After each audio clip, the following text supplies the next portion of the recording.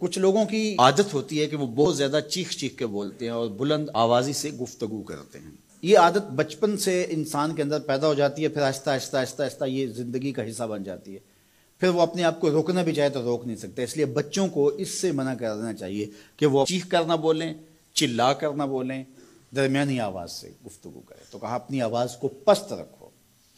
اور یہ ممبر و محراب کے مالکوں کو بھی خاص طور پہ اس بات کا بہت خیال رکھنا چاہیے کہ ان کی آواز لوگوں کے کانوں پر بوجھ نہ بنے. آج کل تو یہ ساؤنڈ سسٹم لگے ہوئے ہیں اور پھر ماشاءاللہ کچھ لوگ تو یہ ایکو کا بھی ضرورت سے زیادہ استعمال کرتے ہیں. سنجیدگی کے ساتھ متانت کے ساتھ بات کرنا، سنجیدگی اور متانت کے ساتھ بات کو سننا، یہ شریعت کے آداب ہیں. جب کسی سے ہم کلام ہوں تو آپ بھی بلند آواز نہ ہو، اور دوسرا وہ اس کا جو جواب دے رہا ہو اس کی توجہ بھی بھٹکنے نہ پائے، وہ اپنے احساسات سے یہ بات بتائے. اور کہیں جواب دینا ضروری ہو تو حرج بھی نہیں ہے. آواز کو معتدل رکھو، خوبصورت رکھو. تو جس طرح بولنے کے آداب ہے اس طرح سننے کے بھی آداب ہے. ویسے ماہرین کہتے ہیں کہ تیز آوازیں بندہ پونے گھنٹے سے زیادہ نہیں سن سکتا، یعنی اس کا سٹیمنا جو ہے وہ اتنا ہی ہے کہ وہ اتنا سن لے. برداشت کر لے اس کے بعد وہ تو الگ بات ہے، لیکن یہ ہے کہ وہ جو آسانی کے ساتھ سن سکتا ہے اتنا ہی سن سکتا ہے. تو اس لیے یہ جو لیکچر بھی ہوتے ہیں جو دنیا کی بڑی یونیورسٹی ہیں وہاں بھی انہوں نے لاکھوں روپے دے کر کے دنیا کے ماہرین بلائے ہوتے ہیں مختلف مضامین پر، لیکن پیریڈ کا دورانیہ یہ نہیں ہوتا وہ 3 گھنٹے کا لیکچر دے رہے ہوں. انسان کی جو ہے وہ ایک کیپیسٹی ہے، اس سے آگے نہیں وہ بڑھ سکتا. اور مجھے بتائیے انسان کو بنانے والے سے بہتر کون بتائے گا؟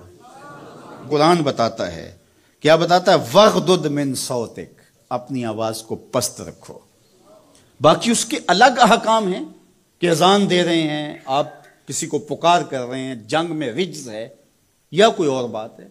ابھی لائٹ چلی جاتی ہے اور دور تک لوگ بیٹھے ہیں تو مجھے لامحالہ طور پہ اونچا بولنا پڑے گا. میری آواز اونچی ہے تو میں کوشش کروں گا آخری شخص تک آواز پہنچے، وہ ایک الگ بات ہے.